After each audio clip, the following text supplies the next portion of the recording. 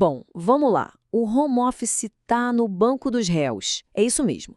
Depois que uma gigante financeira demitiu centenas de pessoas, o trabalho remoto virou o centro de um debate super acalorado. Mas a grande pergunta é: a gente está mesmo culpando a coisa certa? E para a gente entender essa história a fundo, vamos nos basear na análise genial da Marinês Pereira, que é uma especialista em neurobusiness com décadas de experiência no assunto. É com base no trabalho dela que a gente vai conduzir essa nossa investigação. E ela já começa com uma pergunta, olha, poderosa, que vai ser o nosso guia aqui. Essa frase resume tudo, né? O problema é o trabalho remoto de fato, ou ele só está jogando uma luz naquelas falhas que, no fundo, a gente sempre soube que existiam na nossa cultura de trabalho? Então o cenário é esse: demissões em massa. A justificativa é a baixa produtividade e o trabalho remoto, bom, ele é o principal suspeito. A partir de agora, a gente vai começar a analisar as evidências e desmontar um pouco essa história. E agora, começa oficialmente o julgamento. Vamos colocar o home office no banco dos réus e dar uma olhada nos fatos que a acusação apresentou. Ok, os fatos do caso são bem diretos. Uma empresa enorme demite um monte de gente. O motivo oficial? Baixa produtividade. E como eles mediram isso? Com vigilância eletrônica, monitorando o que as pessoas faziam no computador. Na hora, a reação do mercado e de todo mundo foi a mesma. A culpa é do home office, que, supostamente faz as pessoas trabalharem menos. Agora, como em toda boa investigação, a gente precisa olhar a qualidade da prova, da evidência.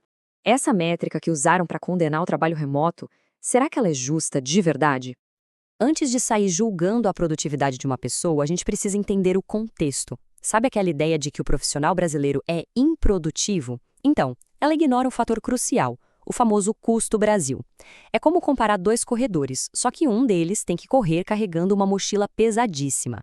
A conta da produtividade, que divide o valor gerado pelo custo, já começa toda errada por causa de coisas que a pessoa não tem controle nenhum. E essa mesma distorção acontece dentro das empresas. E aqui a gente chega num ponto fundamental: a diferença entre medir atividade e medir valor.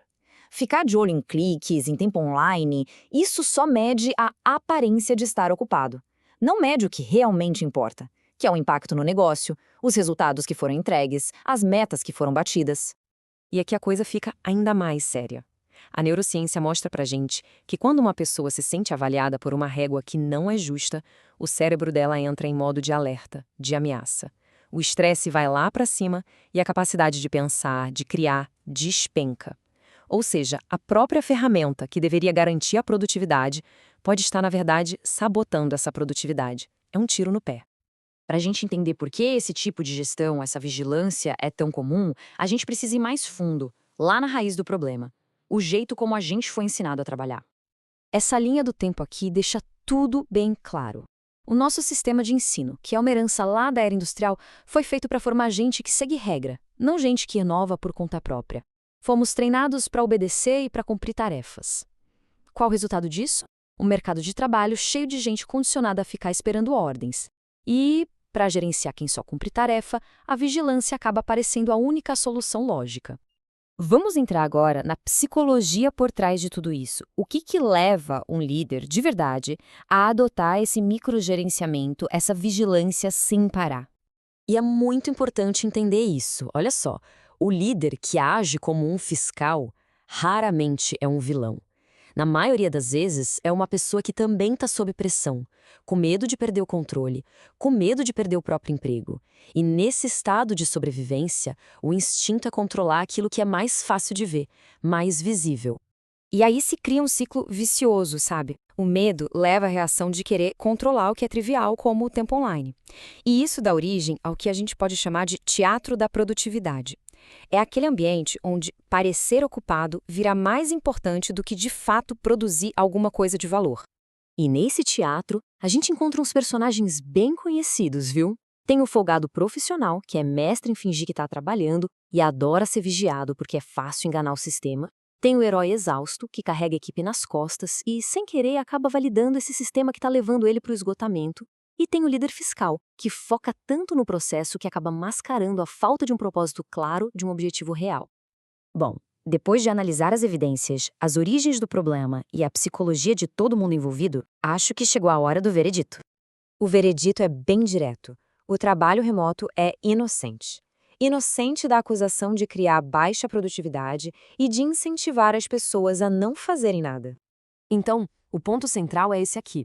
O home office não criou o profissional desengajado, nem o líder despreparado ou a cultura da desconfiança. Ele só funcionou como um holofote, sabe? Um espelho que fez com que todas essas disfunções que já existiam no presencial ficassem impossíveis de ignorar. A conclusão de toda essa nossa análise é que culpar a ferramenta é só uma distração. O problema de verdade não está no lugar de onde as pessoas trabalham, mas sim na mentalidade de gestão que continua presa num modelo de comando e controle lá do século passado. E isso tudo leva a gente para a reflexão final. A pergunta de verdade não é se as empresas estão prontas para o home office. A pergunta que realmente importa é: a liderança, de um modo geral, está preparada para construir uma cultura que é baseada em autonomia, em responsabilidade e em confiança? Porque, olha, sem essa base, o cenário do trabalho pode até mudar, mas a disfunção vai continuar sendo a mesmíssima. Toda essa análise que a gente fez foi construída a partir das ideias e do conhecimento profundo da Marinês Pereira, no artigo dela que realmente coloca o dedo na ferida da gestão moderna. É um convite não só para a gente pensar, mas principalmente para a gente agir.